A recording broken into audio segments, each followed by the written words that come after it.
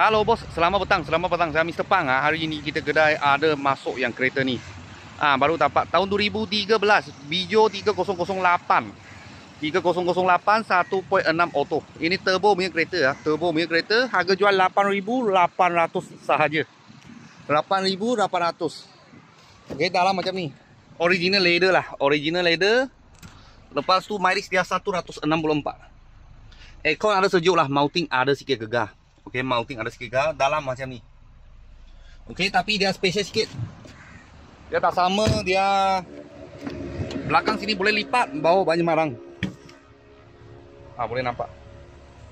Okey, dia punya bolt boleh dua kali buka lah. Satu atas, satu bawah. Lepas tu nak letak balik macam ni. Belakang. Okey, sini boleh buka. Atas pun boleh buka juga.